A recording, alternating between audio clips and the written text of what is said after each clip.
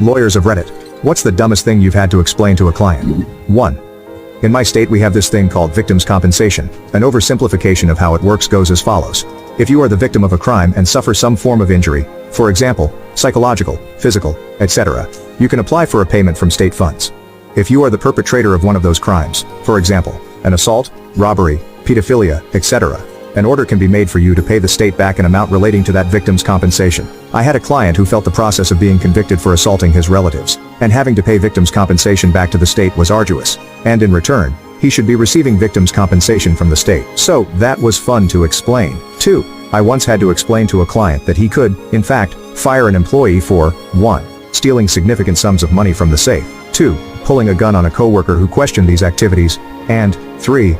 Waving said gun in a customer's face moments later, all of which were on camera. 3. I once had to explain what a maiden name was. They